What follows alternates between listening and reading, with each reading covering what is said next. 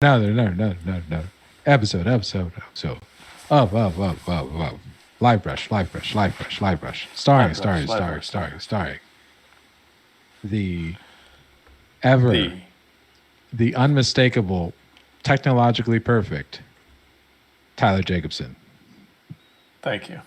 Wait, that is the wrong show. Starring Kate and Ray. And on retainer, extended for one more week, we got Tyler Jacobson to come back. How's everybody doing today? Pretty good. I mean, that intro was a little cutting, but I've learned to expect it. And I figured out some tech stuff today, so my ego was boosted. Yeah, Tyler sounded crispy. And then sounded crispy. And then you just cut me down. Just cut me down again. You sounded crispy, dude. Oh yeah, I got a new mic that I stole from. I don't know. I stole from somebody. You can't say I got something new that I stole because you stole something. Is basically what you're saying. It's Kate's mic. It's her nice. Maybe I'll get one myself. Maybe I'll get one of my own one day. Santa. Santa when I grow come up back next year. Yeah, when I grow up, I'll get a nice, cool mic, and I'll sound cool like Ray does. Yeah. Well, it's not the mic. I'll give you a hint. It's all the genetics and the voice. So we are joined, of course, by our producer extraordinaire, the indestructible Kate Welch. Hello. We have her going through my mic all the way across the room, so yeah, it'll sound like she's in a small box trapped. Because in a box. just in breaking news, we have breaking news, folks. Kate Welch's the famous, beloved Kate Welch's microphone has been stolen. We don't know how or why. And we'll never be able to really know who did it. We'll never be able to really know. That's the problem. So what are we doing today, man? Well, as a new feature for season 2, we plan to be, we're going to work from the ground up, everybody. Now, this means we're going to start at a finished painting and then work in sort of like reverse clay animation kind of thing all the way back to the beginning. Right. So, yeah. So we're going to start from the final and go all the way. No, we're not going to do that. We need a laugh track. Can we get a laugh track? No, we don't need a laugh track because no one's gonna laugh at that, Tyler. This is why you don't write that material. I gotta workshop stuff a little bit more. So yeah, we're gonna start out a full project. I'm gonna start from nothing essentially, other than like a small little sketch I did a while back on my iPad, and I'm going to start from like the thumbnailing stage and build a composition and take everyone through all the steps. So this will probably take many episodes of LIVEBRUSH to get through. I imagine I'll only get through thumbnailing today. And next episode, I'll try and get into the drawing and reference collection and that kind of stuff. And then go on from there. What are you going to work on, Ray? So I'm going to work on a gallery painting. Starting from my study, essentially, and which is going to be a mixed media piece. I've done the drawing in Procreate, printed it out, and then on Bristol vellum paper by Strathmore, and it's extra wide stuff. I think it's about. I have to check. I would have to check the size. I have it actually right behind me. So I'm going to do this just like I did the Ghostbusters piece that I did during the Halloween special. But I'm going to show you how I start a study, and I turn that study into an underpainting for my full-size painting, which will actually be 18 by 36, which is going to be pretty cool. I'll have to figure out how to go about showing that. But I'm going to go from study, and if I have time, actually, I'm going to go from study to a color study, so you'll be able to see that. And then, depending on how much time and how slow Tyler says he's going to go, which is, as those of you LiveBrush veterans, means that he'll probably be done with the finished oil painting midway through the second episode of this series. So, but depending on how fast Tyler goes, I'll show you the end product, which is the larger piece, the 18 by 36. So I'll start with this study, which is I think like 10 by 8 by 16. A study, actual painting, a color study, which is 6 by 12, and then the final, which would be 18 by 36. So, I think we're really excited about this. Yeah, it's gonna be great. I'm excited to kind of show all the process, and I think in this setup, we should be able to tie at finish because you've already got your drawing solved and everything. So I don't have anything. So in this respect, we should be able to finish at the same time. You would think that. You would think that. Oh my God! You know it's funny. We'll see. I just want to point out. Okay, because we'll get into the drawing and everything like that. I mean, Tyler's working digitally. I'm working on tone. A piece of paper that I toned myself with an airbrush and some colored pencils, which you'll see. But that being said, I will tell you that in some of the circles that I traveled in, I'm actually considered a fairly fast worker. I just want to point that out. So that's how fast. Oh, I see. Tyler You're fast. Ray's fast. I'm quick. I'm quick in certain circles. I mean, I don't know if I'm getting any gaining or losing any ground with our audience on that, but I believe you. You. Yeah, it makes sense. You're very fast. When you say that, I believe you. I believe myself less. So. Well, we're gonna see, because I don't know, man. If I end up doing, I'm starting from blank here. If I end up doing like a full-on illustration, I mean, that's probably going to be 80 hours of work. So, we'll see. We'll see where we get. I want people to see the process. Okay. Give me one sec here. Tyler's probably figuring out how to turn on the trace filter. Is what he usually does. So I might as well show what I'm doing right here. So what I'm starting with, so what I like to do, and I don't know if I really got into this in the previous episodes, but I like to work with. So I have this all these like little airbrush things down. You could see on my piece over here. I am essentially putting in darks. Now I could do this with colored pencil, which is what I'm going to do. However, this doing it with an airbrush actually covers it a little bit quicker, and I actually really like that. And what it'll do is I've actually mixed the airbrush paint with a little bit of ultra matte medium, which is an acrylic medium, and it gives it like a really, really fine texture. And I've mixed that with the paint and then put that through my airbrush. If for any of you that have ever tried an airbrush, it's pretty tricky stuff. It can clog up really easily. So long story short, it's a little bit tricky because you don't want to get it too thick, because if the paint that you're mixing into the airbrush is too thick, then it will clog your airbrush. But what the ultra matte medium does, besides sticking up the paint, is it leaves a really nice texture, tooth on the paper, which allows me it's a really nice surface for color pencils. And you'll see that I'll be able to layer a lot of color pencils over this. Now, most different illustrators do this different ways. The goal of this is to establish the entire value range of the image. Now, I've done this in the past on really small paper, but in this case, it's going to be pretty large. And the reason why is because I intend on getting a super high-res scan of this, and then using that, blowing that up, that super high-res scan, to 18 by 36. So all of that texture, all of these drawing lines, all of the stuff that I'm putting in will actually show up in the final painting.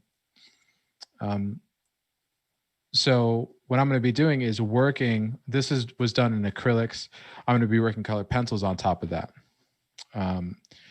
Now, if I need to, I'll then bring in, if I need some extra value, I'll start to, or big value punch or anything like that. I'll whip out the actual straight up acrylics.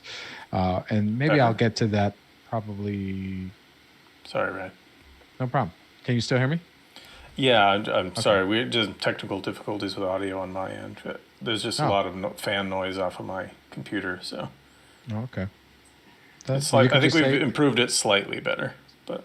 You could have just said that, you moved into an aircraft hangar and. Oh, I could have. Should have. Yeah, with a bunch of Airbuses. So I missed. You're talking about you're using ultramatte medium, right? So I figured out, I actually mixed ultramatte medium in with black acrylic and thinned that down and put that into through my airbrush, and that way I can get I could tone and get a nice texture through it, which is pretty sweet. Oh, shit. But it's super tricky because it's a really thick medium, as you know. So it could gum up your airbrush really easily. Now, what most people do, I shouldn't say most people, but a lot of artists like to take this toned surface and then treat it kind of like a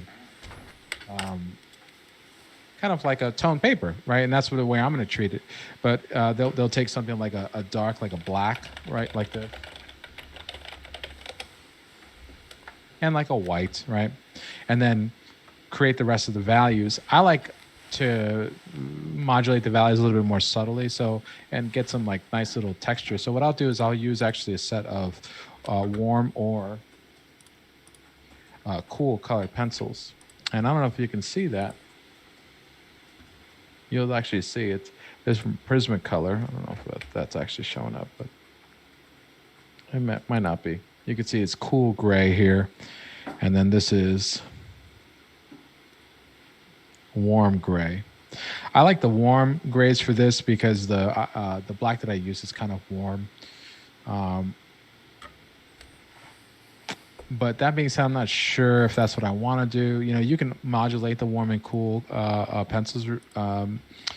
You can give this, I could do, which I actually might want to do now that I think about it, is if I put cool pencils on top, it'll contrast really nicely with the warm darks in the shadows. So you'll get like a cool light, warm shadows thing. So it'll look like there's a lot more color than there actually is.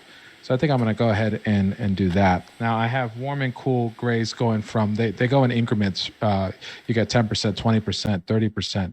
Then it jumps to 50%. Don't know why they skipped 40, but and then they go from 50 to 70, 70 to 90, and then you get a black, right? So I have the warm and cool, and that's what I'm going to do right now. So do you play a lot with like warm and cool value shifts early on? Yeah, I like to do that. Just I could just whole thing pencil color. I found also like depending on what I'm if I'm toning it with something that's ultramarine black, or if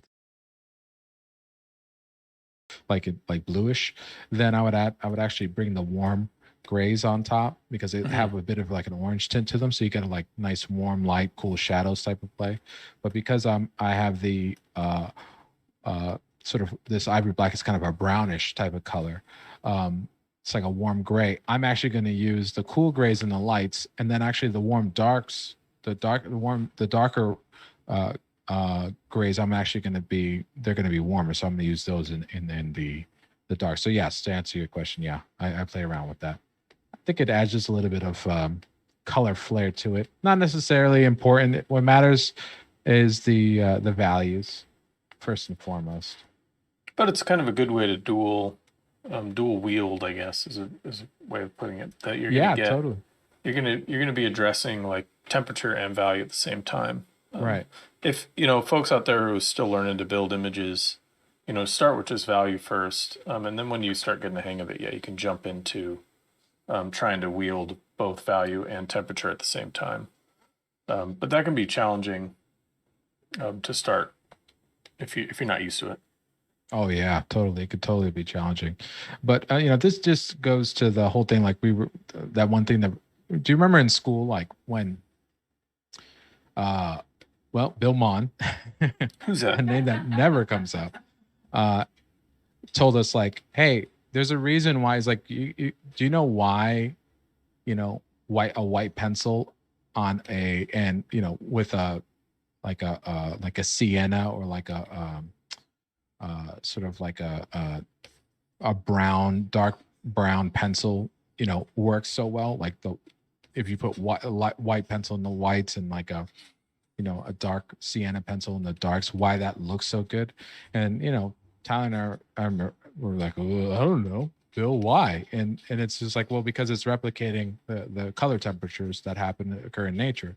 The white is a cool light, and that dark reddish like sienna brown, dark brown, like a sepia almost, is warm. So it's warm lights, the cool lights, warm shadows. And so that's essentially what I'm doing here.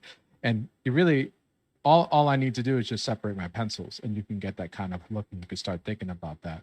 But that was our first kind of introduction into thinking about, how to set these things up like this.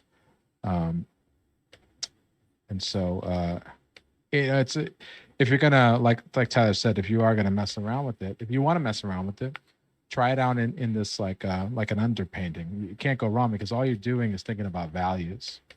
The rest is just being taken care, being taken care of for you because you're just separating your pencils.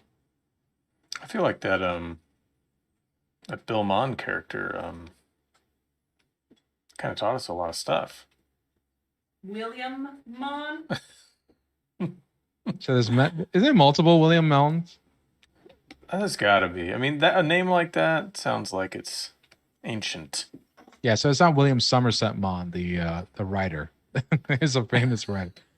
It's Oh, there William is. Maugham, the famous illustrator, gallery painter slash bounty hunter. Yeah, yeah. He's killed a lot of killer whales Right. as payback for what they've done. So, well, let's try. I guess let me give a rundown of kind of what I'm shooting for over here on my end. So I had this. I don't know if you guys can see it. I had this sketch a while back of God. It was this idea of. This is why I'm coming from nothing on this. I have this tiny little doodle that I thought was interesting, and this is what I want to build an image from.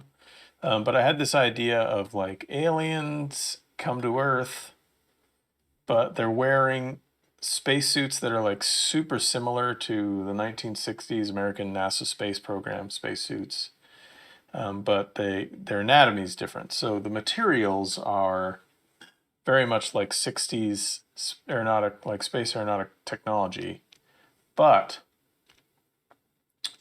all of their limbs are completely shaped differently, and they probably breathe something different.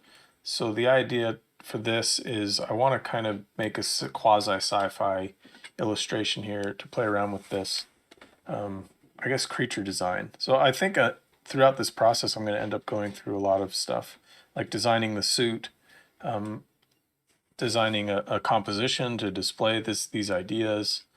So first I'll start with composition, but you can see like this is sort of the sketch that I'd started with. This, it's very similar like to a NASA Apollo program helmet, but he's got multiple limbs and weird fingers and hand anatomy, and so I'll get to play around with a lot of different weird things going on here. But first I kind of want to figure out how I want to even display this image, and I think I'll use this sketch as like the groundwork, but I'm not going to stick too closely to it. It's just sort of the initial idea. And what I really want to start out with these thumbnails of composition. If the suit is white, how am I going to build a composition around a bright white suit? And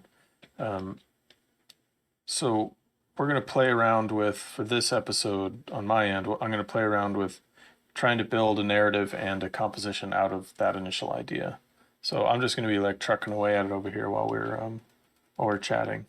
Yeah, that's looks awesome. I think you bring up a good point when you know, the idea of well, can you explain why you are working small first rather than working on such a like your large final surface?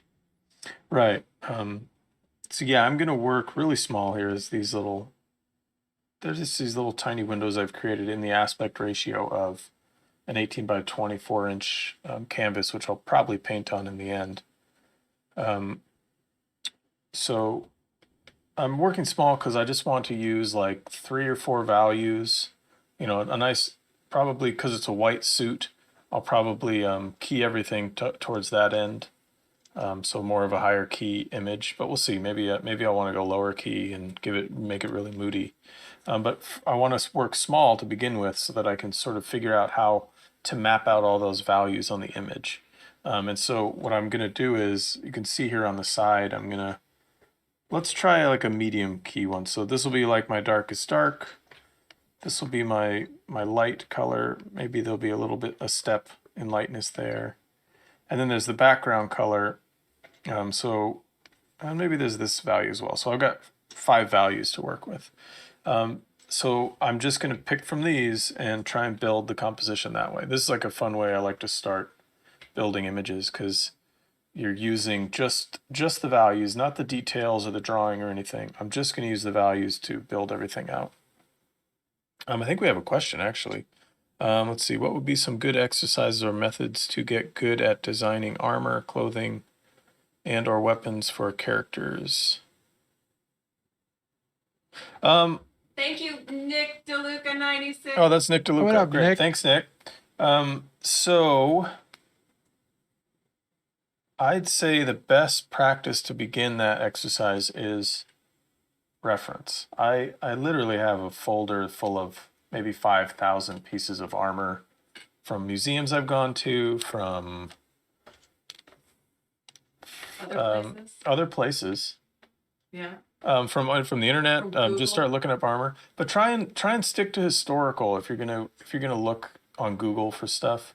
There's usually a little tab after you image search, and you can make sure that it's under historical. Just because it's good to get when it comes to designing armor, it's good to have a basis in like how actual armor works. You can get in the weeds when you're just looking at fantasy armor, because a lot of the times none of it really works. But for like good, authentic, well-designed armor, it's always great to start from like how armor was actually developed, and it all had a very specific purpose. So having that large archive of true historical armor suits will give you much better inspiration on design, simply because you're starting from utility. Like these were all designed as utility. Yeah, and Ray's got a great book there. It's a samurai book. He also brings up a good point of don't just check out European armor designs. Check out all the armor designs all over Earth, because then that gives you a bigger data set for innovations essentially that were done in. Because we're all humans, we all have the same shape, essentially. When it comes down to it, we all have the same limbs and biomechanics. But all the different cultures across the world, not just Europe, came up with really elaborate, ingenious designs, especially Japan. That their armor design was driven by not having a lot of steel around and a very specific fighting system. So playing around with that stuff ends up giving you a great beginning point for designing cool armor. And that exact same thing can apply to clothing. I mean, I have this book. Oh, go ahead, Ray. The European Militaria Special. I don't know if they're even in print anymore, but I would try checking them out. They have one for the Romans, they have one for the Vikings, and I think we have 3 of them, right? You and I just had 3 of them. I have a medieval one. The medieval you probably have one, the same one. Yeah. So we have the medieval one. I have another one too. So I have the medieval one, the samurai one, and I actually have one that's like European, like mid 20th century World War II armor as well.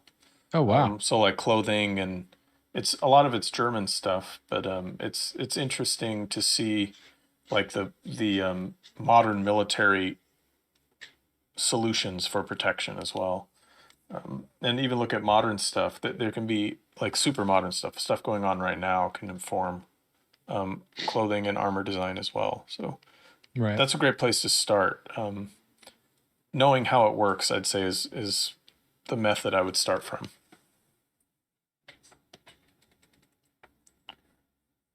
That is great. Nice, great question. I mean, that's like a rabbit hole in itself, right? Yeah. But I just I like authentic aesthetics. So no, I'm not like crapping on various game properties, but some game properties have really, really cartoony, sort of non-functional armor, and then some have a lot more realistic armor design, and I tend to side with the more realistic stuff. Well, if you want to name any names, please do tell us so that I could say that I'll take the opposite side, and then they could send me reviewed copies. Oh yeah. No, I think last episode I got into naming names, and I'm not going to do that this time. Got us in trouble. Yeah. Well, not really, but Now we got shut down immediately. Got us in trouble with our good friend Denman, who's not going to speak to us and has probably not come to this. Oh, hey, I said buy Empire of Sin, now available on Nintendo Switch, PS5, Xbox. Which I'm actually going to do, and everybody out there should also do it. So this is the Bristol that I was talking about, by the way. It's 11 by 17 Bristol. And I just I brought over some studies that I've done recently. Here we go. So this is an example of like a finished study right here. And this is a portrait I'm working on. And this is sometimes what I'll do is a 36 by 36 portrait. But what I'm figuring out to do right now, because I actually saw Thomas Blackshear do this. Oh, Thomas. Which is instead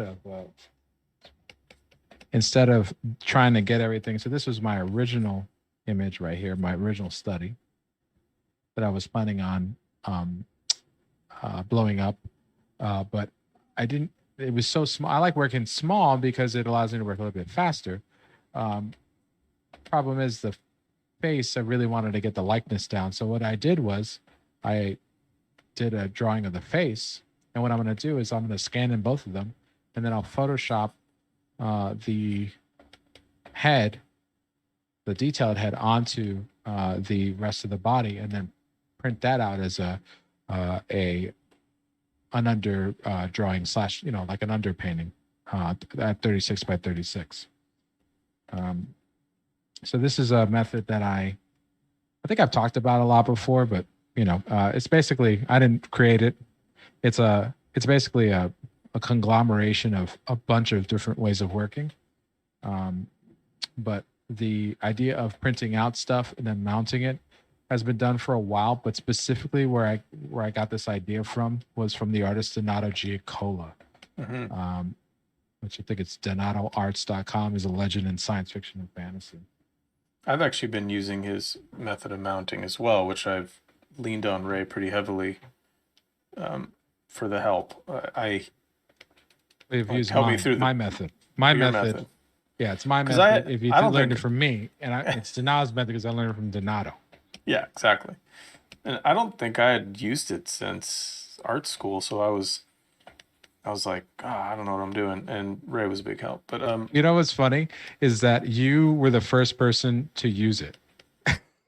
And yeah, I watched you do it. And I totally had forgotten everything. You totally forgot. It's so funny because now after I did it a few times, I was like, wait, okay, now I kind of remember that I did this in school, and it's just vanished from my mind. Yeah, it's so awesome. But it's a really fun process, and it's a great way to get that drawing down and not have to to worry about. I think one of the things I worry about the most is losing it, losing that drawing.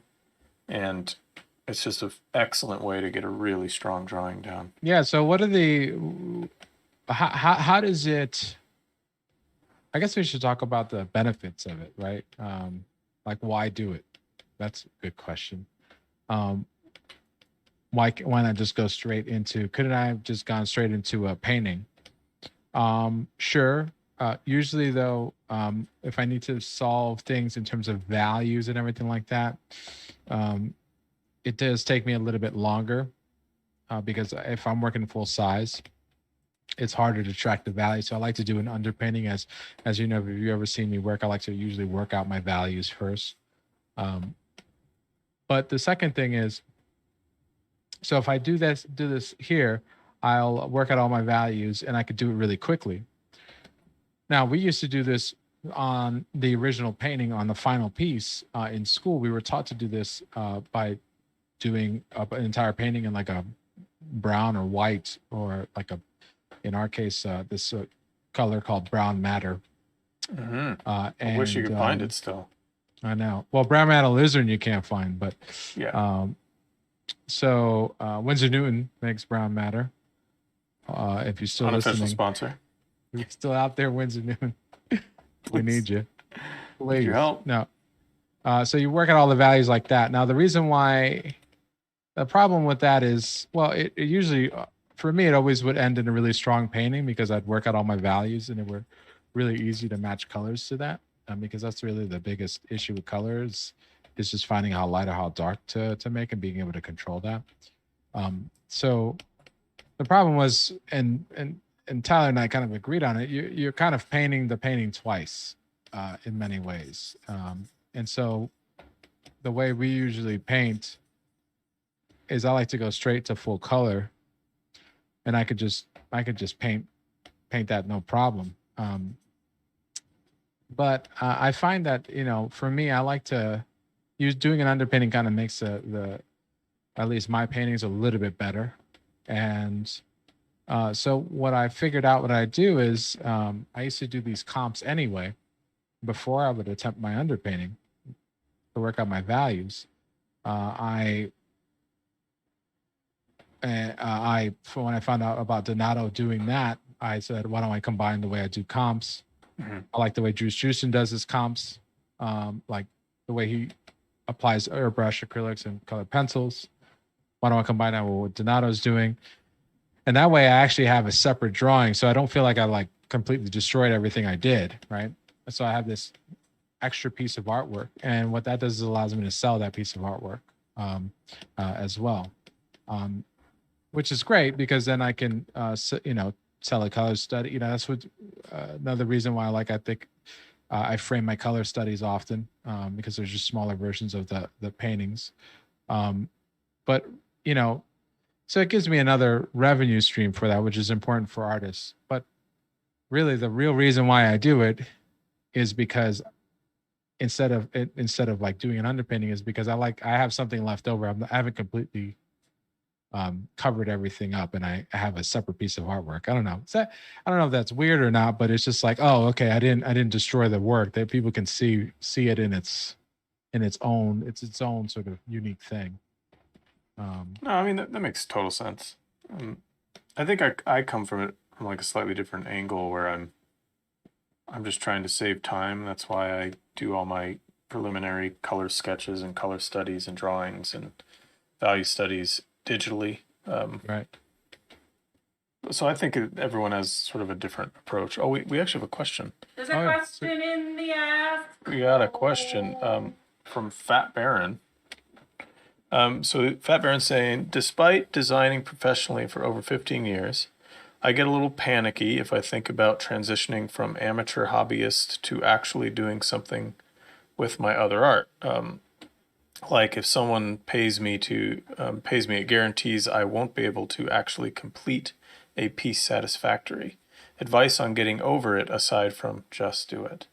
Yeah, that's tough. Like, I get it. Like, yeah, when you are working for a client, oftentimes you have to work to their constraints, and you may feel like you haven't gotten your piece to where you want it to be. I think I've felt that a lot, where I've got the piece to where I want it to be, and then I've submitted it, and now I have essentially I enjoy the piece, and then I get feedback from the client, and they're like, change this, this, this, this, and then I feel like, oh, now I feel like this piece is gone soulless.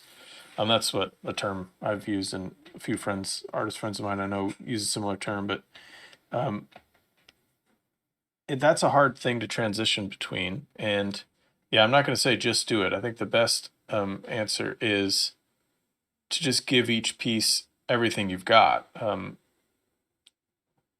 then in that way, you at least know you did your best, and you can learn from the process, even if you're not going to get the piece to your own personal standards because it's for a client. Um, Eventually, you'll build up a portfolio big enough that you have a particular look, and you can just say, this is how I'm going to do the piece. So eventually you'll get to be able to leverage yourself and your style. But that's a good question with, like, I guess, a complicated answer. What do you think, Ray? Yeah, I mean, I think that's one of the issues that you know we face as artists when we're working for commissions, right? And because you've been asked to paint something, and that's a huge honor. And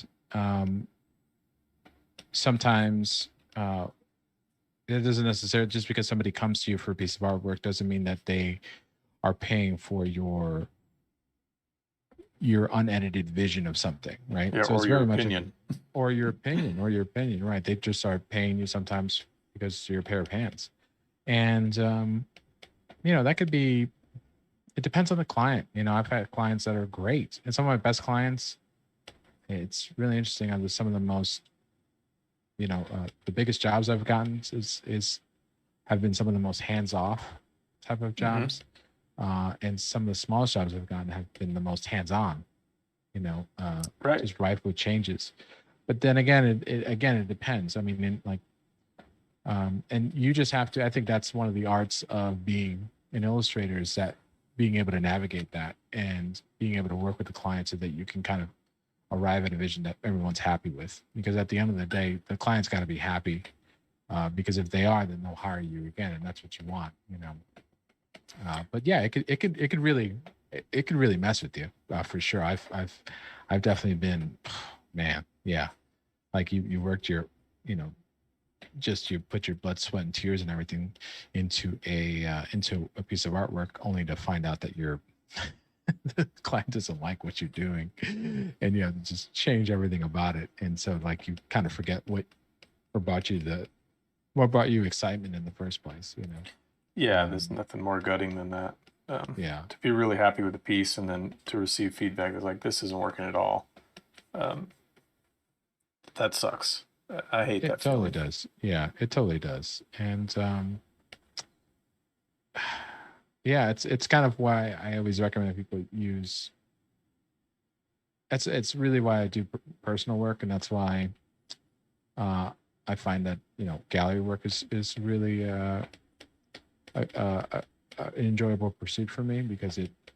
But again, gallery work also has its own restrictions as well, because let's say you're really popular uh, because you did something, and you find, like, you have a bunch of popularity from that, but you find out that at the same time, let's say you like to paint dogs, and that launched your career, and you're a huge dog painter now. And then one day you're like, you know what, I really don't want to paint dogs anymore. What do you do? You know, um, if you've had success over that, you have with that success becomes expectation, and so that can be really kind of just as depressing. Actually, even more in many ways, it's kind of more so, right? I mean, when you think about it, it's like, because you can't blame the client, and it's just you. But it's one of the many things. It's like the grass is always greener on the other side, sort of thing. Yeah, and Uh, ultimately you gotta kind of, I don't know, man. You gotta do art that you're excited about. That's the hardest Yeah, part. first You and know, and foremost, yeah. it's so easy to fall into you're just, you know, doing the motions, just doing the work to get the work done. But Right. you know, you make as creatives, we all make that much better imagery if we're really excited about it. You can see it in most artists when they're really excited about a project. It shows in the quality of the work that they output. Yeah, I mean, yeah, I can't agree anymore. So yeah, I think it's like Good. Better not disagree. I knew he was gonna say that. Set yourself up, man. Yeah. Let's see.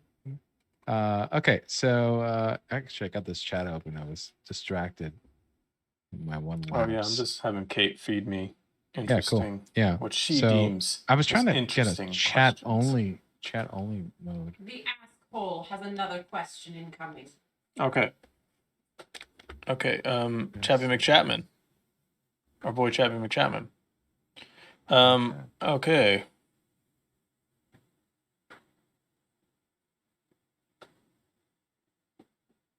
Oh, so what happens with the discarded traditional pieces? Required to trash them, or can you keep them? Like required by the client? Yeah, if the client gives you late feedback with big changes. So in those scenarios, I will do the changes digitally, or you just tell them like this is going to take me a while to do these big massive changes, and you have to pay for the change fee. We're getting into the business side of illustration here, which is good to chat about.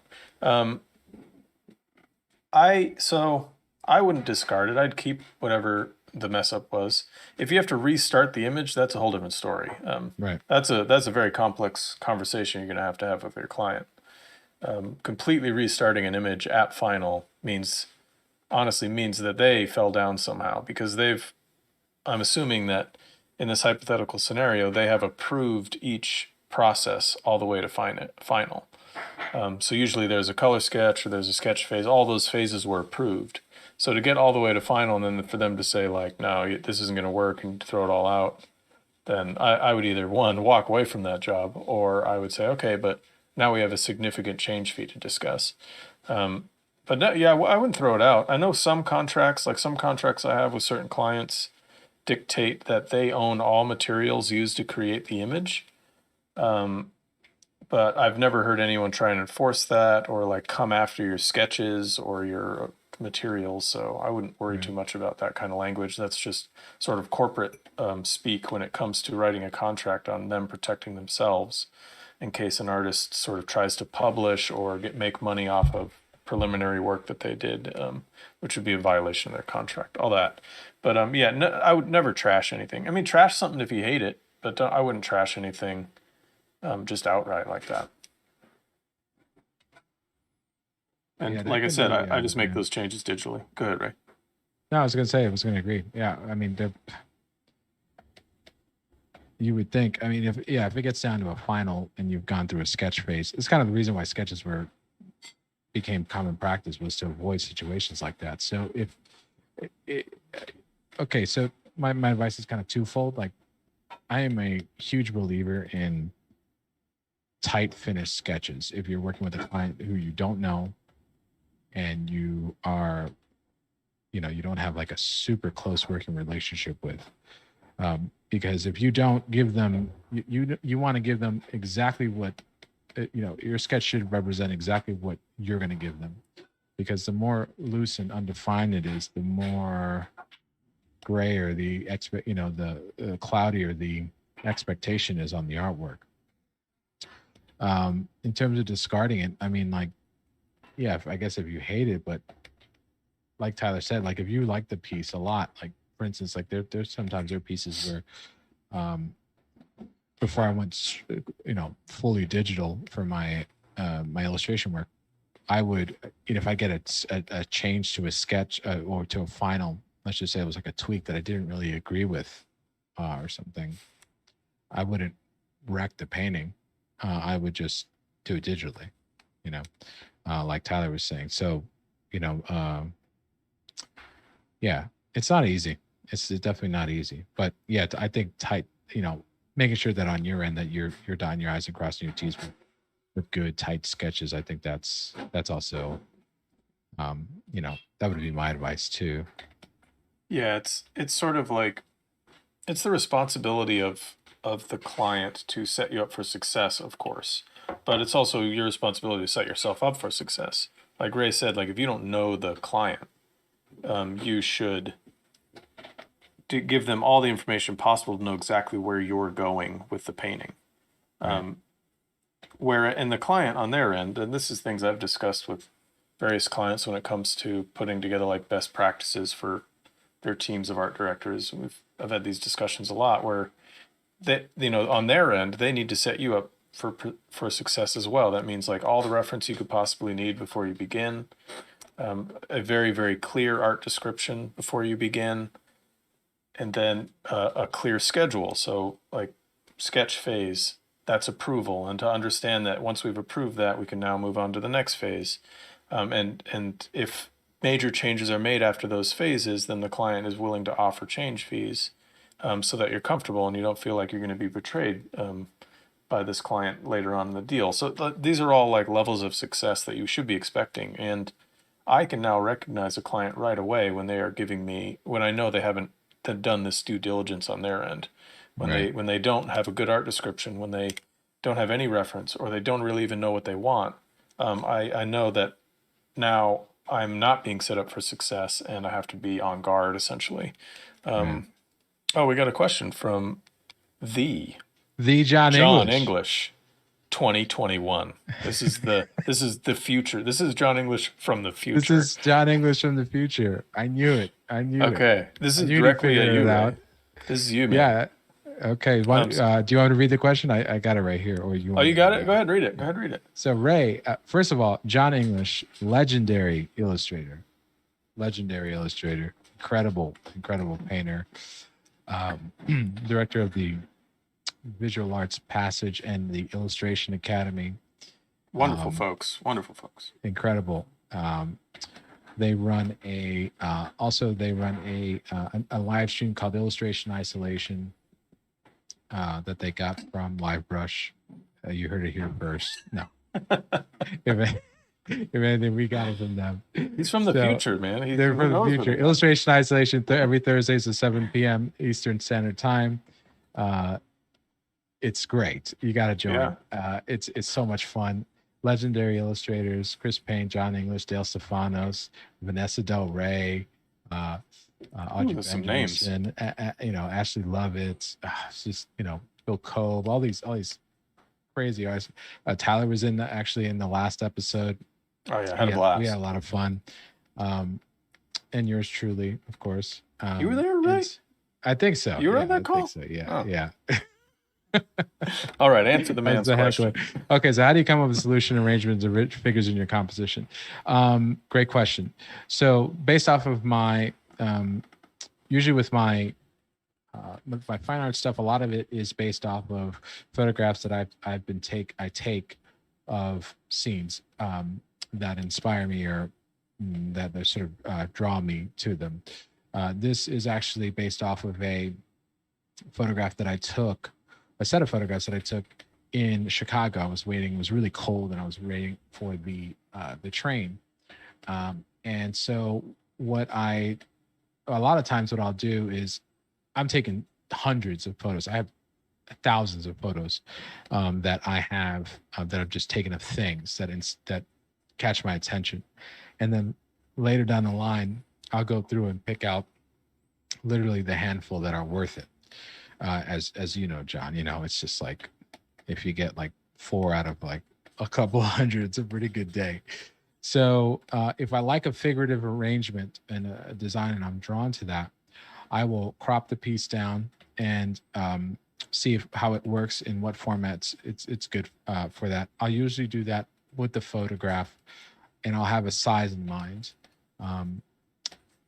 If I like it, but it just needs a little bit more, I'll usually see if I have other photographs in the piece, of the same scenario. So in this case, I had one photograph that was like one arrangement of figures here, and then the other arrangement, the people had moved at that point. So there was another photograph. So I took the photograph and I uh, eliminated the things that I didn't want. There's also a bunch of stuff over here. I eliminated that as well. I'm looking at that at a really, really small, zoomed out quite a bit, because I like to, that's my version of thumbnailing when I'm working on my gallery paintings. For illustration stuff, I do the same thing. I just work really small, and I usually work out of, I always work out of my head first, because uh, I don't want to be tied down. I don't want the camera to be tied down when I'm doing that. So I'm trying different arrangements, different lighting scenarios. I'm always thinking about lighting, thinking about the compositional flow, and thinking about storytelling, of course. And if I am, meeting the client's needs, but everything starts from that small arrangement. It's got to work the size of a postage stamp. I always work small, and I do that very quickly. And for gallery paintings, if the reference itself doesn't give me something that inspires me to paint, I won't use it. I'll set it to the side, and I'll start from a strong foundation of a really good, just an inspiring, light-filled reference. But I do a lot of work on to the reference, with figure arrangements, lights, definitely color, all that stuff. So I hope that answers your question on that. Thanks for showing up, man. John Yeah, English, thanks, John. right? That's crazy. Shoot a link to that. Tyler, how do you think of them? I was gonna say I think I approached That's pretty great, similar. Tyler. Thanks. Thanks. Good. Okay, let's move on. No, I'm joking. And that's how you make an amazing painting. All right. I mean, I do, like you can kind of see over here. I'm really loose with the I'm building an illustration like Ray says. When he starts with an illustration, he tries not to nail down the camera too much. He tries not to use much reference. He kind of goes from his head just to get a composition built. I'm doing the same thing. This is almost, I start almost all my fantasy illustration work is with shapes, just almost abstract shapes, and I try and find the most interesting arrangement of all those shapes. If it's a ton of figures, I might have a particular shape in mind, maybe a triangle or a circle that I want to build into. Let's see. Okay, we'll get to that in a sec. So I'm trying to work mostly from abstract shapes that are interesting compositionally, and build from there. Sometimes client work, like genre work or game work, or sometimes that stuff, like sometimes the constraints in the art description for particular intellectual properties can be really heavy duty, and it's really hard to build a composition abstractly in those cases. Right. Especially sometimes they'll actually give you, camera angles and things like that, right? Exactly. Yeah. If they are, so obviously we were saying a minute ago that a client should be setting you up for success and do their due diligence in creating the project. But sometimes they can be a little over prescriptive. They can nail the camera down too much, which is a term that we use a lot, like the camera's nailed down. When they start describing exactly where the camera needs to be, exactly how the figures are standing, your freedom window gets smaller and smaller and smaller, and those can be difficult. So in those scenarios, it can become pretty hard to work from really abstract shapes. But what I'm working on here with this spaceman thing is, it's personal stuff, so I can be as creative as I want and do whatever. But I've done a few like multi-figure scenes for D&D and Magic, and I tend to use some of those old compositional rules, golden ratios and triangular compositions like Frazetta would always do. I use those as sort of a beginning touchstone on how to build a composition. But shoot, we could do a whole episode just on how to build compositions. Yeah, seriously. And I'll like John asked his follow-up question, like, do you solve it digitally, thumbnail, tracing paper, or all three? Like, I know for me personally, it's like whatever is the easiest and fastest, Right. because I'll a lot of times I'll solve it sometimes in my sketchbook and then take that into you'll take a photo of it, take it into Photoshop, or if I have tracing paper, I'm like, I want to work with tracing paper. If that gets me closer, and it prevents me from, you know, getting into nuance, getting into the detail of things, then I'm there. That's what I want to use. Yeah, maybe we can unpack that a little bit as to why. And I would say, at least from my point of view, Because we said so. That's because why. we said so. No, but I think a good reason, a good way to think about that particular that particular stage in the process is what's most comfortable for you. So Right. I like to build sketches out this way because I'm very comfortable with the drawing process this way. But I do it in my sketchbook as well because I don't know, between Ray and I, we probably have almost 80 years of pencil drawing, um, based on our ages. So I'm very comfortable with a pencil in a sketchbook, like in a moleskin. So I've been doing this for 80 Yeah, I mean, years. Ray is 22, so you're Yeah. 58. I'm almost Yeah. 40. Ray's you almost 40? Now, man, I'm like Oh, barely okay. 30. All right, He's a sorry. prodigy, dude. 60 something years. My maths. I'm like, Anyways, so I'm like gonna use turn what's most 29. comfortable. Yeah. Oh, you turned 29? Oh, congratulations. You can rent a car. You've been able to rent a car for a little bit. Remember when I was 19? No, sorry. I'm like completely derailing everything. I'm sorry. No, Go but ahead. my point is, use the avenue that has the least barriers to you. That allow you to be the most creative. So if it's really hard, if you're going to be like, oh, I don't know how to use gouache, but I'm going to do all my sketches in gouache, it's going to stifle your creative process a lot more when it comes to that initial sketch phase. So I'll do it in pencil in a sketchbook because I've been drawing in a sketchbook for 30 years, or I'll do it digitally because I've been working digitally for about 10 years. So those are two mediums I'm very comfortable with and I like to do my initial sketches in. Thomas Blackshear said something really interesting in his video. Was it And the he kind of exact said that, opposite of what I just said? yeah, no, it's like, don't do what Tyler said. No,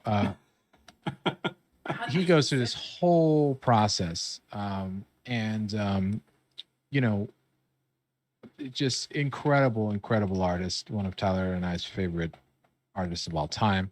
But he said something like he had said like he does this, it almost looks like every painting, the majority of his work is always like out of this world incredible, right? And like so well designed. Like the amount of like incredible pieces to like that ratio, like everyone, he just does a great piece all the time, but like, not, artists have like these incredible paintings and then an awesome painting and then an incredible painting, that ratio.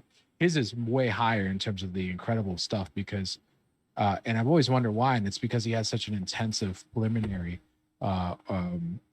process where he's working everything out. And he says that at the end, like he worked this video about him doing all this stuff, and in the end, he said that I did this so much, and I believe in this so much, and he's referring to his process that a painting will not get made unless I go through this process. But if I go through the process, this whole process, the sketching, the photo, the drawing, the redrawing, the references, the color studies, if I go through all of that whole process, that painting will get made. And so that really like, it's a huge time saver too, because nobody wants to waste time doing a piece of artwork, or, you spend a month on it or something like that, or a week even, only to just jettison it because it just had issues in the beginning that should have been solved, Yeah, and I like him. I like this quote of his because it can help reduce our anxiety as we go through a process.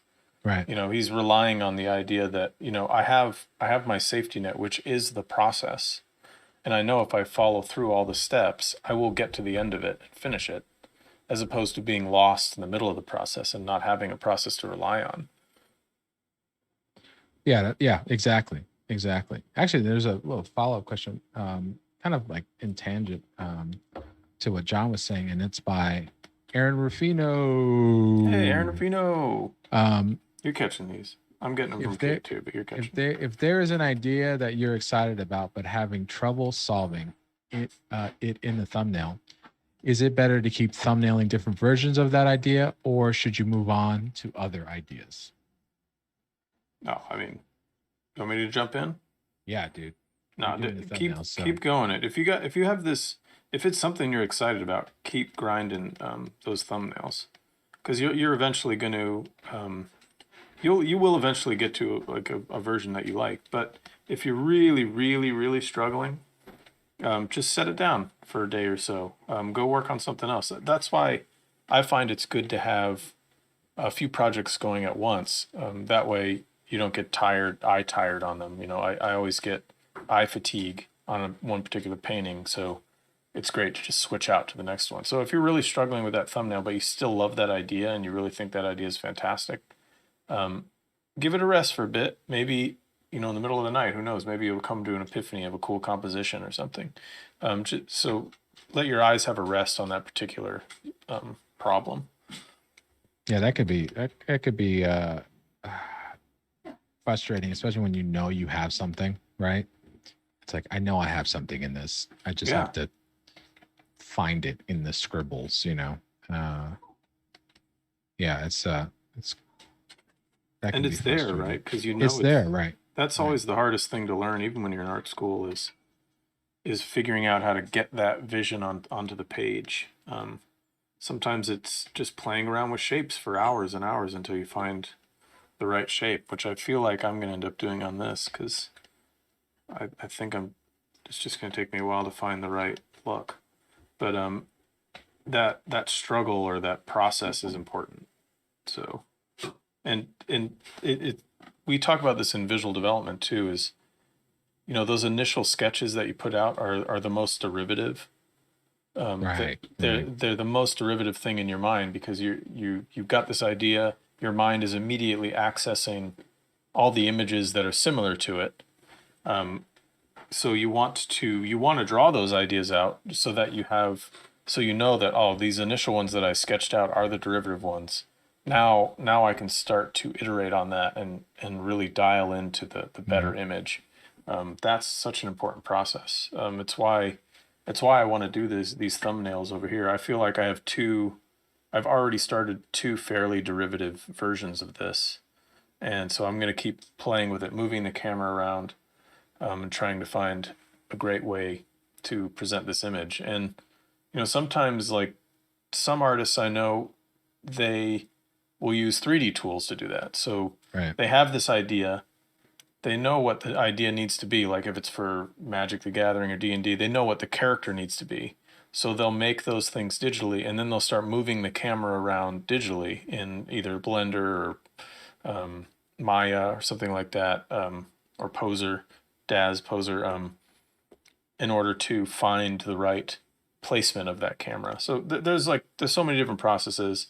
This particular one that I'm working on, it'll probably be at some point down the road, I might do a little maquette sculpture or digital sculpture and start moving the camera in that way. But I might also just land on a composition that I like in this phase and stick with it. So do what you want. You have a great question in your asshole. Oh yeah, in my ask hole from Krizikon. I want to get better. Hey, can we get an email for that? Yeah. Yeah. All right, that's just correct. Ask hole. She's I think we'll record it later of you saying ask hole really fast. Yeah. Varying speeds. Okay. I want to get this is from Krizikon. I want to get better at providing good descriptions for commissions.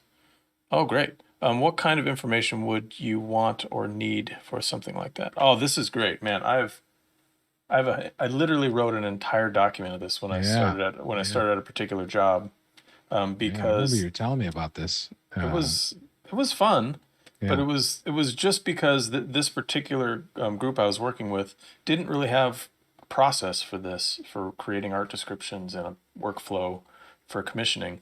So I'd been doing it for 10 years or so, maybe a little less than 10 years at that point.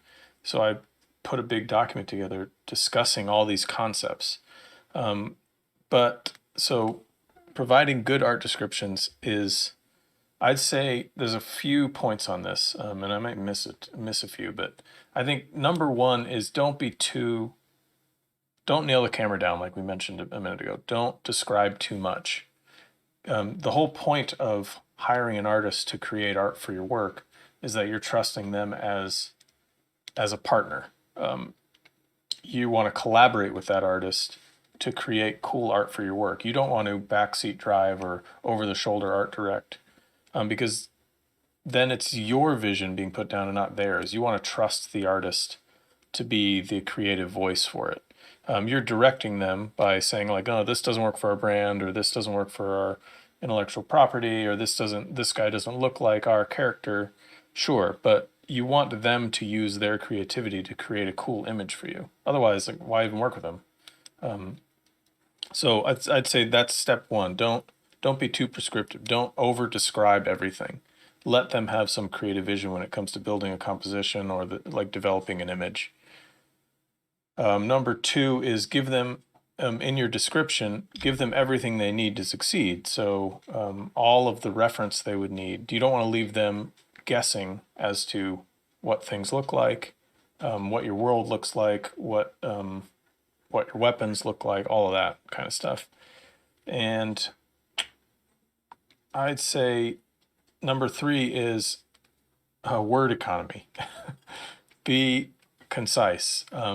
Nothing sucks more than getting an art description that is like a page long or multiple paragraphs long. Some of my favorite art descriptions I've gotten in the past are like a really short paragraph and all the key items, like the characters, whatever items they're holding, exactly what they're doing, are all in bold. So it's like, okay, I almost don't even need to read this whole thing. I can just be like, that guy doing this, holding this. That's enough. So less is way more when it comes to art descriptions. I would say the subtext to that third point is artists don't read. Artists don't read. So the more words you give them, the less of that they're going to read. Oh, I've had to man. say this on certain jobs I've worked for, and the people on the team were like, "No, I don't believe you. I don't believe you." And every time they'd send Well, out you're these not a super person of wordy, standing. That's the problem.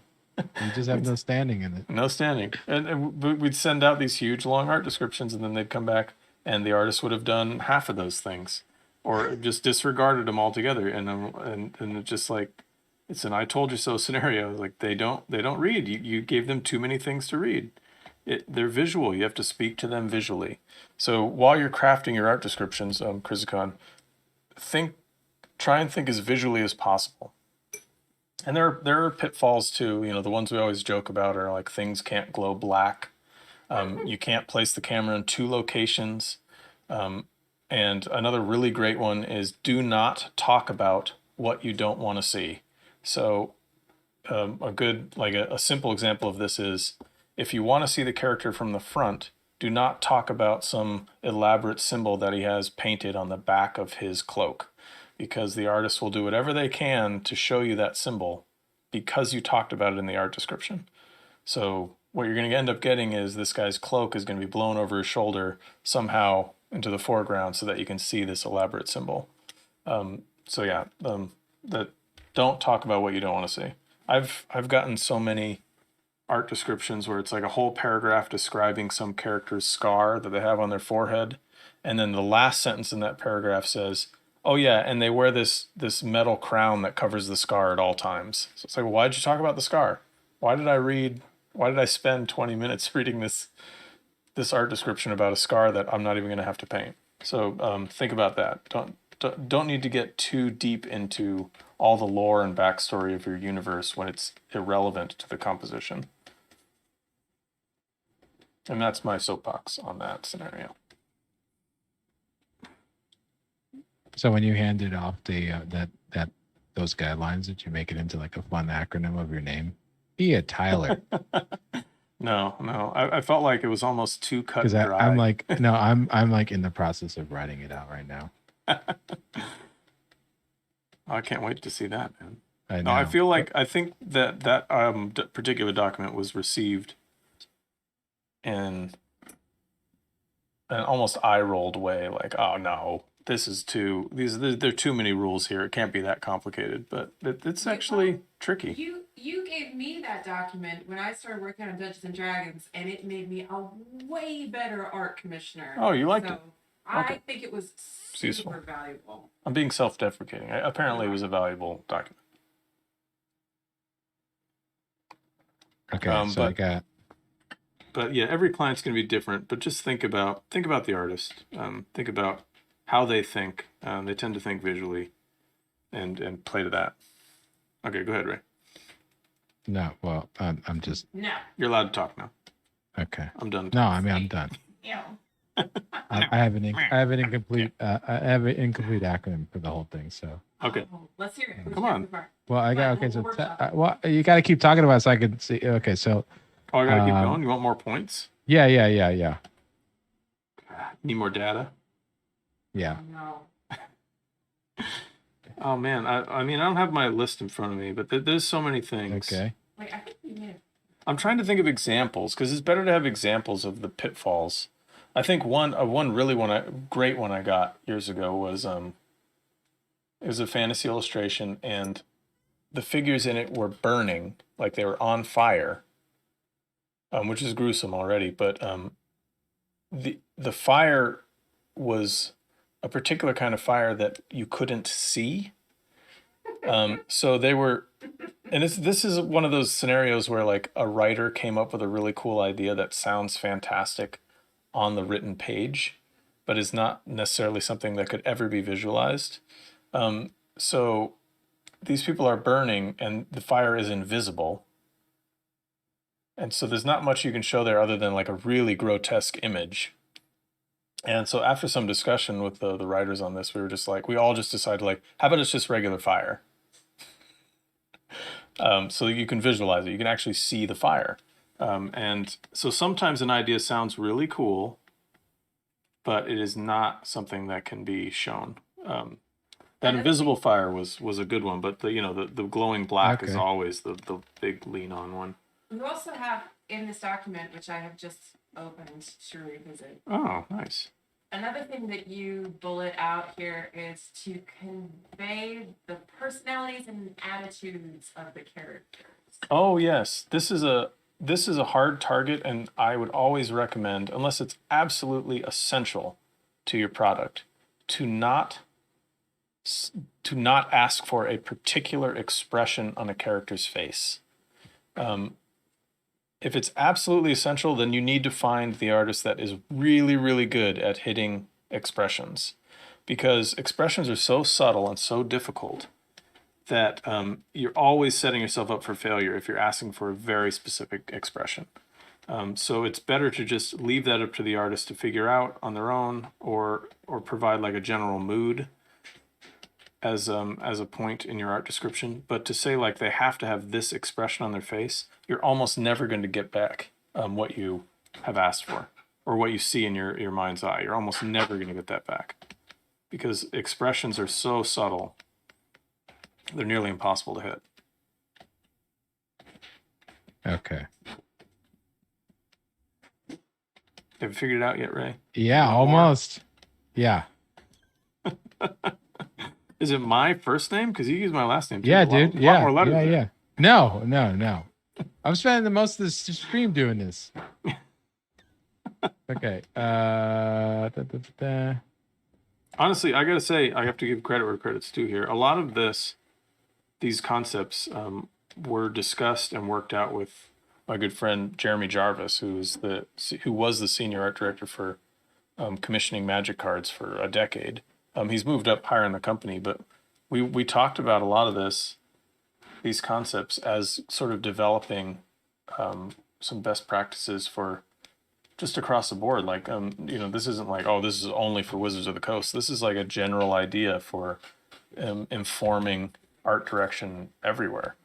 Every company's different and needs different things, but sometimes you're all everyone's dealing with artists here, so understanding the best way to set them up for success is really important. So these aren't, I'm just saying these aren't all just my ideas. Jeremy and I chatted about this a lot. Okay, good. Okay, so is So throw his initials in there too, J to and J. set.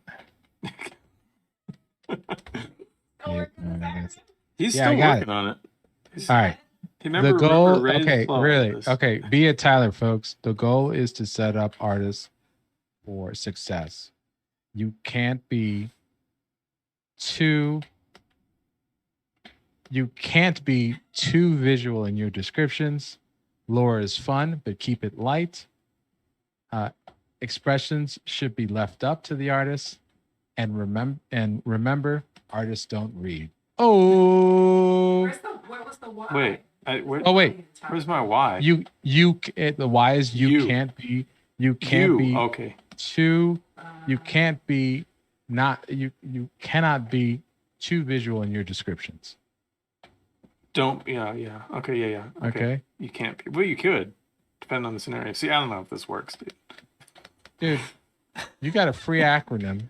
F in the chat if you think Tyler just completely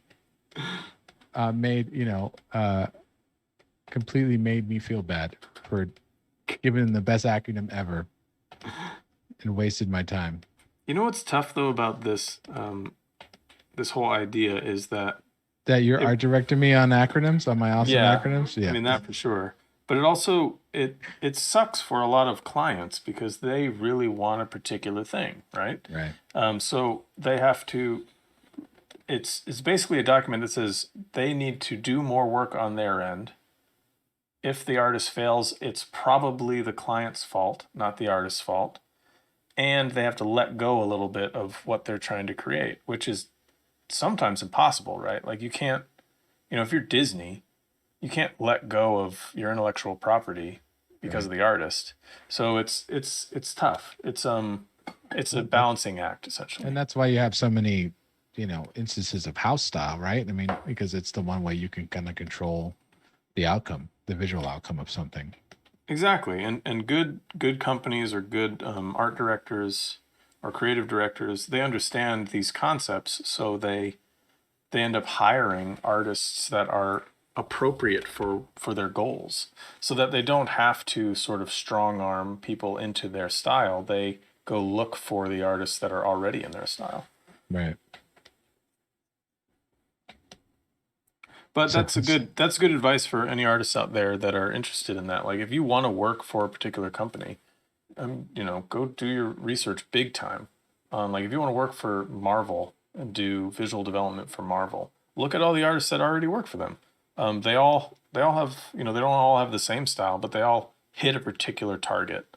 And so if that's the kind of work you want to do, then start steering your work towards that.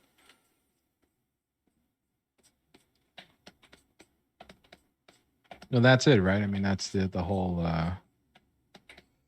That kind of goes back to portfolio, too, right? I mean, don't expect work from Wizards of the Coast if you don't have work that looks like it should be in it would have appeared in Magic cards. Yeah, exactly. It's like you wouldn't go to, Pixar with a portfolio full of still life paintings or like hyper realistic fine art, like some of those amazing artists that do like incredibly photorealistic paintings. Yeah. Like that Pixar is going to be like, this is amazing, you're super skilled. Sweet. Right. How do I apply this to what we do? Right.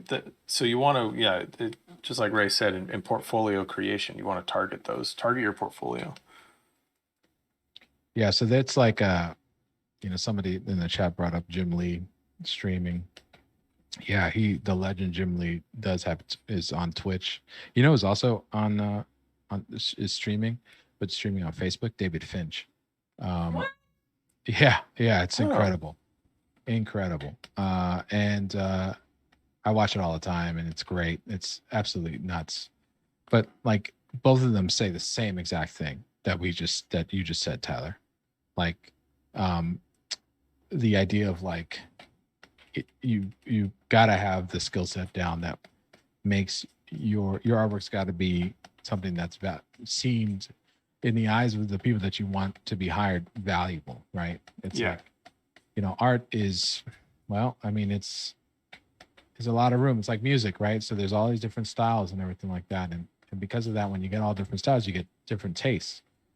Someone might love Tyler's artwork in one market, but absolutely hate it in another one. And really has nothing to do with Tyler's artwork. Well, maybe it might, who knows? But but it really has to do with like what it, how it fits. And if you think, gallery painting is the exact same thing. You can't just submit your artwork to any single gallery. I mean, they might not have the appreciation, much less the client base for it. So if their people aren't buying, like, if you show up with a bunch of landscapes in your work and you have a gallery that only shows like figurative work, portrait work, then they're not gonna want to show your work. I mean, it's just because they don't cater to that. Yeah, and it's not that your work isn't good. I think that's important for people to understand that if someone rejects your work in that instant, it's not that your Yeah. work isn't good. It's they're seeing it as not appropriate for what they're trying to do. Right. So try to, if you're out there and you're not, and maybe you're getting rejected from some particular group or whatever, try not to see it as like, oh, they think my art's crap. It's not necessarily the case. It just might not be appropriate for what they're doing. So at least either reroute yourself by saying, okay, my work's not appropriate for what they're doing. How do I make it appropriate for what they're doing? Or say, Right. or question whether that's actually the place where you want your work to be.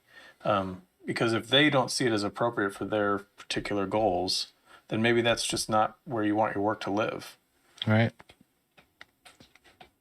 And that really happened to me when I was, trying to figure out, what I wanted before, when I was started off doing fantasy work and realized that I wanted to do some other more like, poster work and more, editorial type of stuff. And, it just wasn't what they were looking for, wasn't what I really ultimately had kind of put in my portfolio. And so that being said, we are all also talking about, your work has to, this is assuming that your work also is of a professional quality. I mean, and what I mean by that is, I mean, you got to know how to draw, the figure, you got, if you want to do like figurative artwork, that's like stuff that, Tyler does. I mean, you have to know anatomy, you have to know, light, you have to know perspective, you have to know composition. I mean, you have to have all of your fundamentals in place. And so if your fundamentals aren't in place, I mean, that could be one of the, that's sort of the prerequisite getting into this stuff. Yeah, no, I totally agree there. I mean, that is definitely something you have to be aware of and track. And it's also something that, like, good foundations is really a key to kind of a artistically fruitful career, because I was able to get fantasy work because I knew how to draw, but I was able to also pivot and do something else, and pivot again, and do more editorial stuff. And then I was able to pivot again and do gallery stuff. And, Tyler's doing the same thing, jumping from digital to oil painting and then back again, and then doing drawings and, doing different things. I mean, he's dealing with astronauts and stuff. That doesn't. When was the last time an astronaut showed up in a magic card, right? Yeah, I mean, almost never. Right. Never, I'd say. But it's kind of goes back to the stuff we've talked about a lot in LiveBrush is, if you have your fundamentals down, you know anatomy, you know how to paint still lifes, you know how to paint landscapes. All those things come together into being able to address and paint and solve anything. So it's good to make sure that before you go out and risk that rejection from clients, that you have really sharpened all your fundamentals, because you're going to be that much more successful with all your jobs. Right. And John English had John Rush told me something about that, by the way. But John English, to your point, Tyler, but John English said, actually, they summed up everything that we were talking about. And he says, function is just as important as skill when it comes to portfolio. 100%. Right. Yeah. It's like, it's Couldn't exactly agree more. Yeah. That's a better way of saying that. So, when Kate, when you cut the video on demand, the VOD for this, just put our point in front of that before John makes that point. Yeah, or just give us credit. Cut out the part where Ray says who said that. Not a problem. And then Ray we can vote, like we can ADR in. Ray will be like, I just came up with this idea, right? And we can go from there. I think it'll be fine. Oh, we got a question actually. We got a question from the Fat Baron. On the subject of things that drive you a little nuts. So this is referring back to me complaining about weird art descriptions. What's your least favorite cliche in an art brief? And what's your favorite cliche in an art brief? Oh, wow. I don't know if I have a favorite. I think it's only negatives.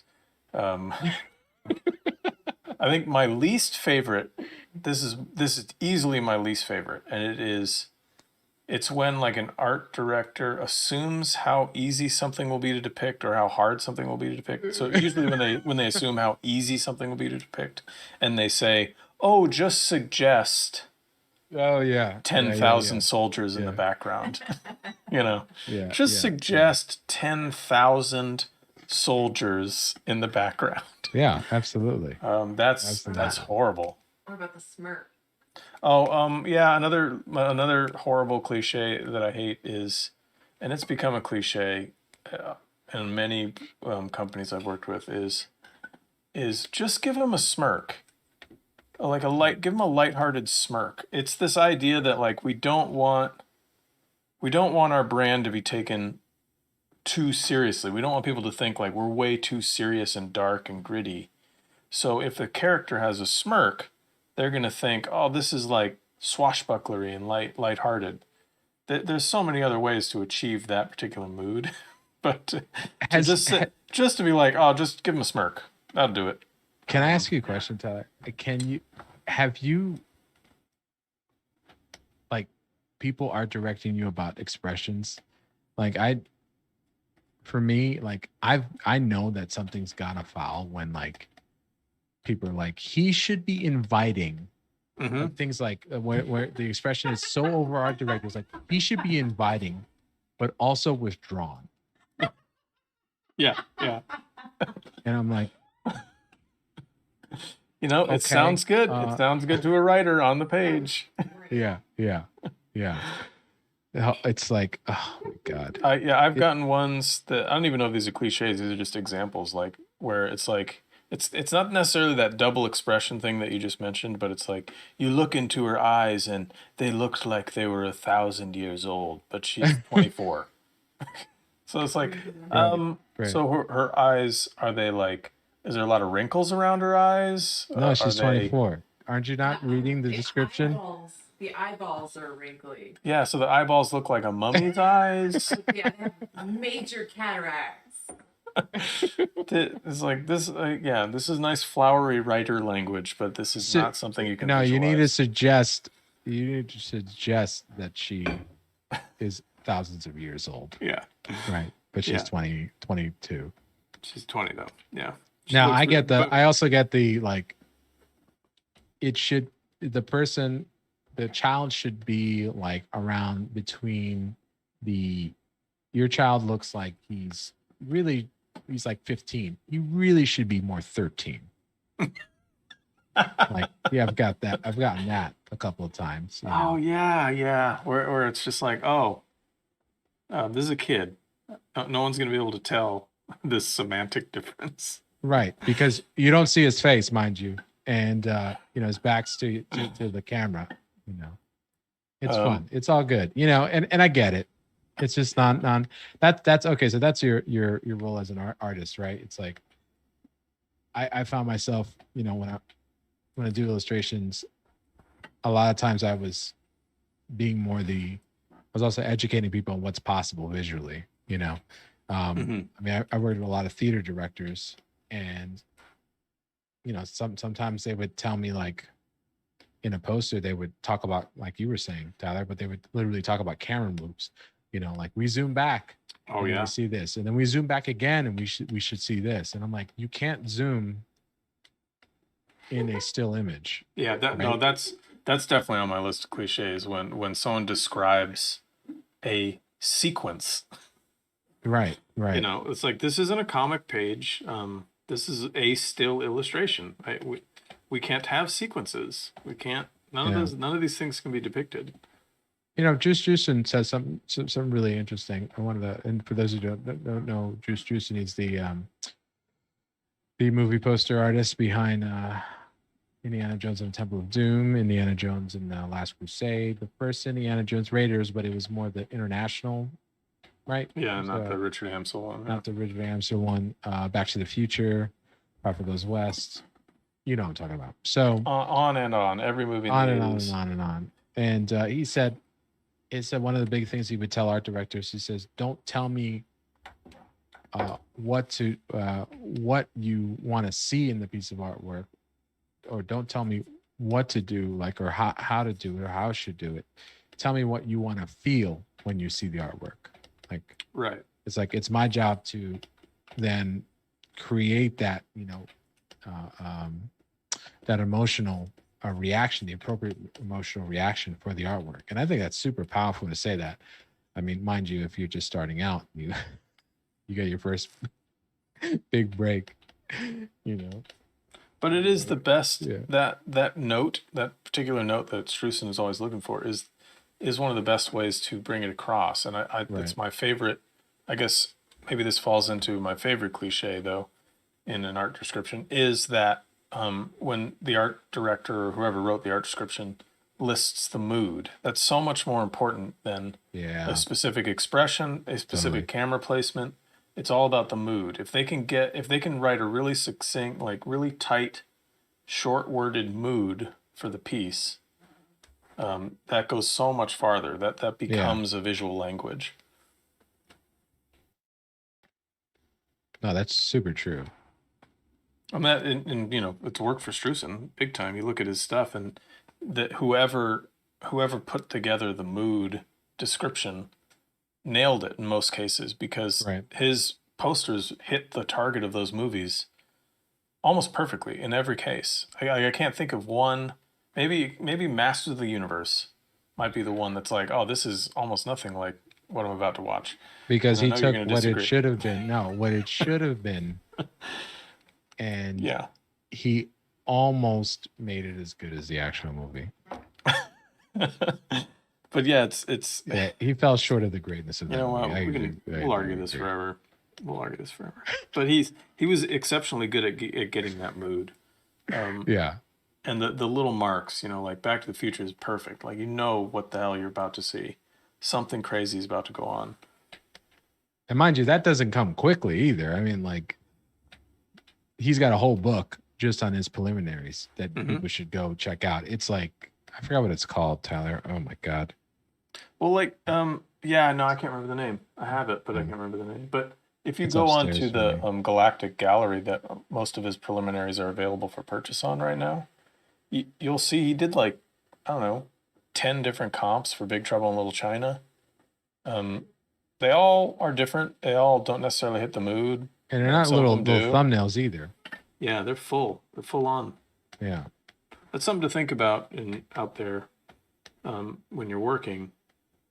Sometimes it's all about that don't be precious, you know, concept art idea. You know, maybe you do need to go almost all the way with a painting and then discard it. Strusson did that constantly.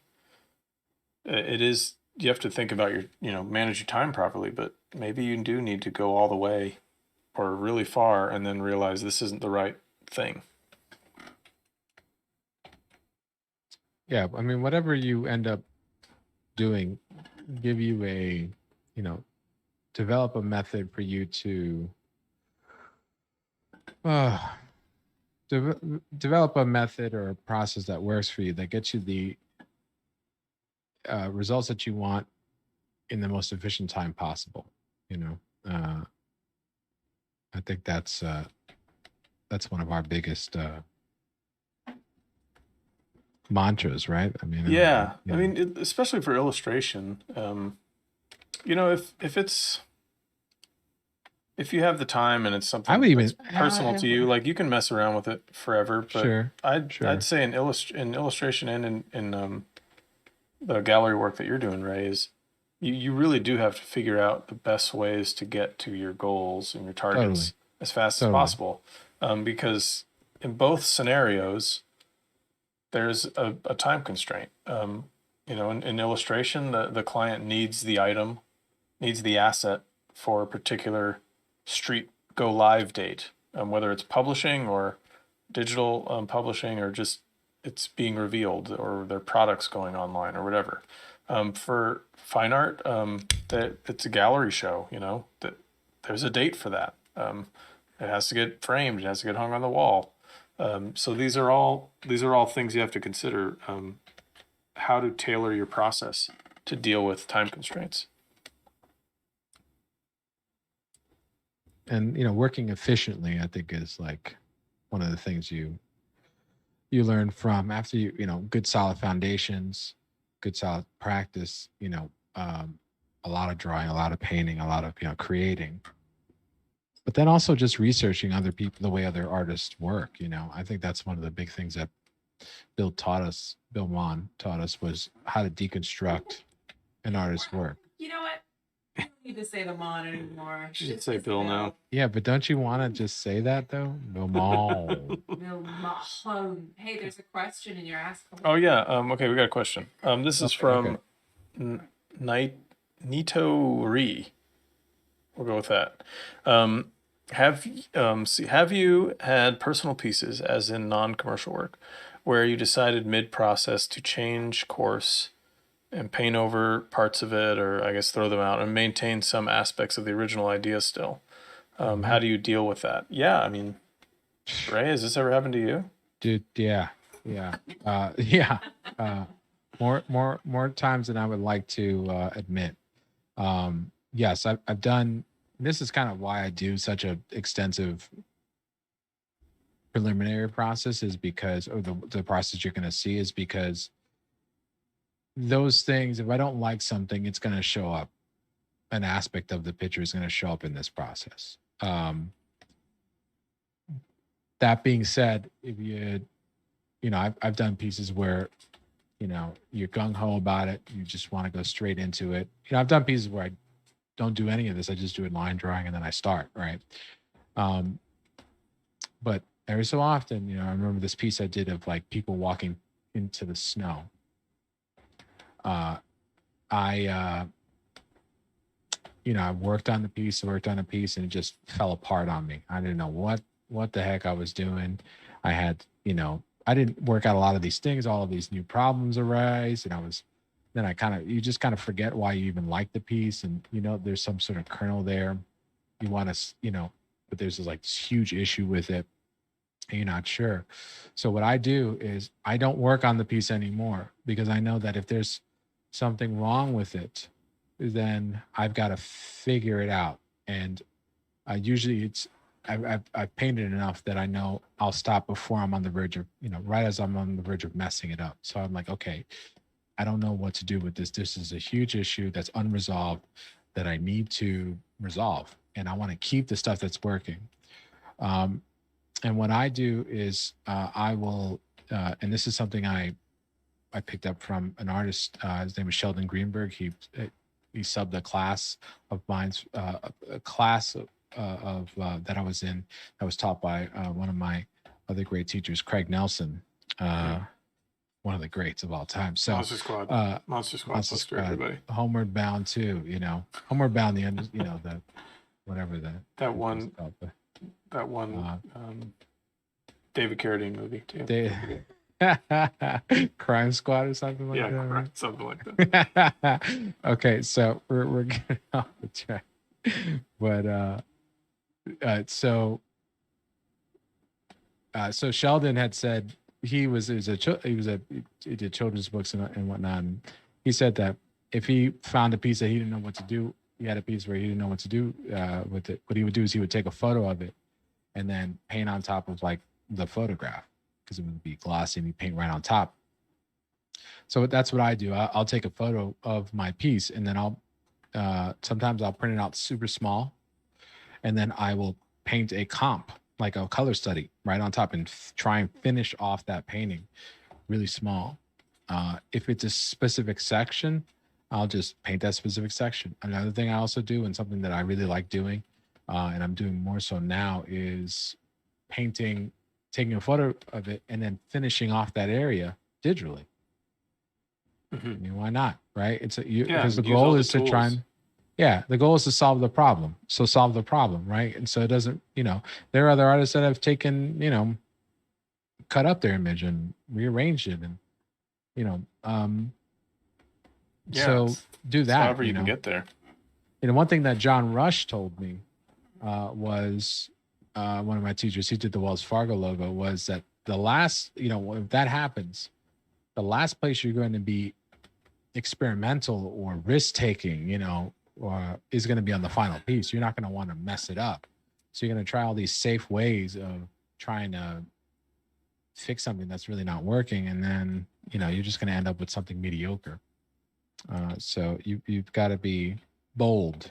And the way you be bold is you just take the equation of losing something precious out of it, right? You just take that right out of the equation of picture making, And you do it in like you were just saying, like you do it in a stage where it's safe to, right? Like at the end of a painting, you don't want to. It's no longer a safe place. You have to execute. But at the beginning, you can make all these big, broad mistakes and reroute and find your way again. That's fine because you're not at the final stage. So this all kind of goes to that doing your, the preliminary work is the most important part of it.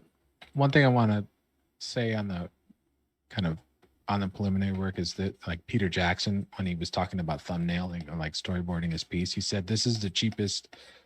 I think he was storyboarding Lord of the Rings, and he was like, "This is the cheapest way I could make my movie, and it's the fastest, and I can do anything I want, and I could take the most risks and not lose anything. But the only thing I have to lose is just a bunch of paper,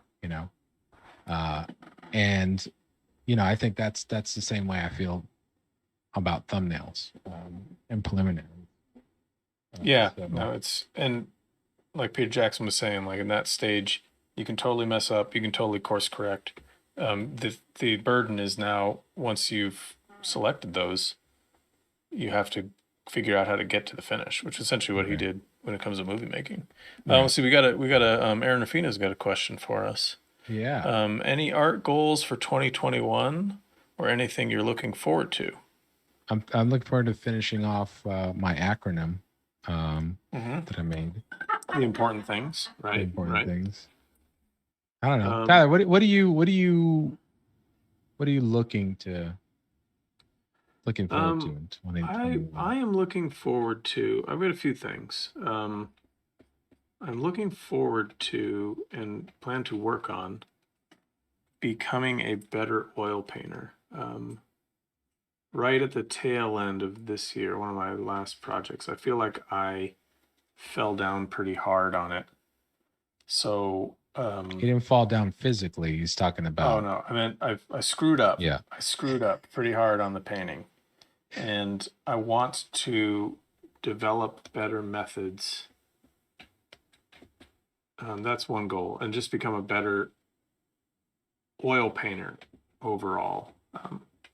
I think I was getting, because I screwed up, I felt like I was discouraging myself and being like, oh, this is a bad idea to try and go back and do more oil paintings. So I'm regrouping and saying, no, this is the right avenue. Continue on the right avenue. Just develop better methods. So that's one. Listen to Ray. Listen to Ray more is part of that process. Yeah. And I mean, I also want to add in to my process. I want to do more like sculpture type stuff. You know, like work in ZBrush more, create more digital Yeah. sculpture or physical maquettes, whatever. Yeah. Start working on building reference for myself. I think John Foster talked about this, didn't he? Where he said he was just having it was such a pain in the butt to get photographic reference of models and hire models Yeah. that he really enjoyed just kind of going into ZBrush or something, And Mudbox, sculpting and something up. just Yeah. creating his own reference. And I know Yeah. a number of artists that do it. It's just something I need to get better at. And I've fooled around in Daz and ZBrush a bit. I think I just need to double down on that learning curve. That's something if I get back into imaginative work, I'd go just full force. I love sculpting little maquettes for things, man. It's so much fun. And you get like so many options too. Like you could just move the camera around and try different things and different angles. And yeah, I think I've mentioned him on this show before. I mean, Chase Stone, he does that a lot. Dude, Chase is sick. He's check so out Chase's work if you haven't. Chase Stone. He's almost, I don't even know what you'd call it, superhuman about it. He really gets into the weeds when it comes to building his reference. He goes in and designs everything. He sculpts everything. And then he brings it into Modo, or I imagine he's onto Blender now, but he brings it into those programs and lights it, and it's beautiful stuff. I just want to figure out a way to incorporate that kind of stuff into my traditional process. Right. But anyways, yeah, what about you, Ray? Keep going. Well, definitely getting better at my practice for sure. Doing more work and growing the show, I think, is a big priority. I'm not interested in that. So I know Kate and I really want to grow the show. You know, so I was and then maybe I think I'm going to search. I'd be on the lookout for another gallery to represent my work. Something I think I want to add. And so yeah, and just grow, foster grow the relationships that I've started, with in 2020. Being the show, being my work with Visual Arts Passage. Which, by the way, so I taught a class, a head painting class. I got invited to teach one, and they're launching a service called Studio Bridge, which I'm really excited about. It's basically like a subscription service. It's low cost, and they will feature an artist every single month, and they have recordings of that artist giving lectures and doing demos and doing all this stuff. And so when you sign up, you have all of these, the idea is you'll have access to all of the recordings of these sort of master classes, which is pretty sweet. So John English and Timmy Trayvon, they're really always forward thinking and stuff. So, long story short, I was invited to be the first artist that launched it. They tried to, it's been in beta right now. And actually, they had John gave a lecture in Lake Hurwitz gave a lecture as well, and that was really great. He gave a really great lecture on his work. And so I didn't know he trained in San Francisco. Yeah, I mean, Kardovsky and those guys at Safe House. Yeah, right. Yeah, loud. he wasn't at the academy, but he was. He knows a lot of those folks down there. Yeah. So, but I digress. So, yeah. So what they have I have a link actually that I'm gonna send to Kate, and she can maybe pop it over to the Twitch chat, or I can actually maybe copy and paste it. But I have a link that you can get, like, if you sign up, you get I think it's like a month free or something like that of Studio Bridge, and we start January 4th is when my lectures start. It's not going to affect the show or anything like that. I'm going to be doing that on a separate day. I'm worried now. Well, you don't care about the show, man. That's clear. That's clear I gotta- enough. Am I right? Am I right, Kate? I love Should have this. I never love should have this. never given him his mic. This is a good question, though. I like that we're laying out our goals. It means Yeah. that we're now the chat now is going to hold us to them. Oh, I Yep, thought you this said is we are now internet the record. chat. Yeah, Yeah. but we are at a 4-minute warning. Okay. Ray, so I guess we should start. Where'd you So- get? I can't see what you're doing, but where'd you get? Sorry, I'm Sasquatch basically says we're gonna recast Tyler next season. yeah. Thank you, Saucefire. Yeah. Yeah, it'll be Yeah. like Star Trek when Kirstie Alley was in it, and then she just wasn't, and they didn't say anything, and they just completely recast her character. Well, I am. I'm still working. I'm not picking up that bait, Tyler. Okay, we got 3 minutes left. Don't you dare pull me down to the Star Trek rant. Star Trek 5 sucks. Anyways, continue. What were you saying? What were you saying? No, you're saying something. What were you saying? I'm gonna keep continuing to work on this thing. I'm gonna try and finish this up before next week's stream. And let's talk. Your son says, "Let's talk about Star Trek, guys." So I gotta stop reading the chat now because they're trying to bait me into this. So I'm gonna try and finish this thing off, and then I'm gonna show you what the. I'll give it another sort of round out, and then I'll see. I either have the finished product or just about finished, and then I can finish off on stream for you. Basically, just blocking in the large values. There's nothing really yet, but it'll really tighten up really quickly. Yeah. So and then you got 3 thumbnails there, Tyler. So you're gonna keep continuing to work on them. What can we expect next week? I think I'll try to decide on one. This is where I'm gonna get real finicky, and have a hard time choosing. But I think I'll pick one. Maybe I'll do another off air. I'll do another few sketches. But yeah, I'll pick one and I'll start tightening in on it.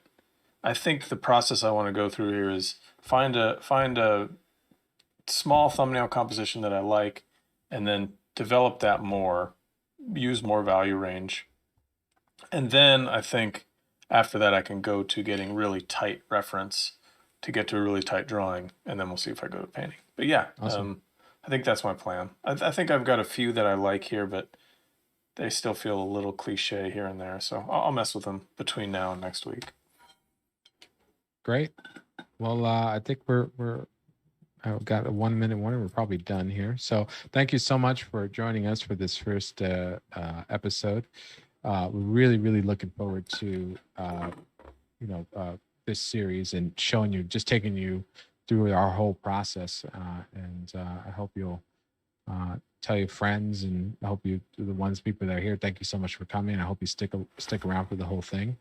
My name I've been Ray Bonilla. You can find me on Instagram at Ray Bonilla Painter, and on the interwebs at raymondbonilla.com. And I'll probably get recast, but this episode I'm Tyler Jacobson. Who knows who I'll be next time? Maybe someone without a beard. And you can find me on my Instagram's Tyler Jacobson Art. My website's Tyler Jacobson Art. And .com. Oh yeah, .com. Do you even need to use those these days? Yes. Okay, I guess you need to use those still. But yeah, I look forward to showing you more of our process next week. Great. And thank you, Kate, for keeping the wheels on this runaway train semi-truck somewhat attached. So Runaway train. Runaway. Oh, Happy New Year, everyone. Happy New Year. We'll see you all in the future. Yeah, we'll see you all in the future. Thank you, everyone. See you next year.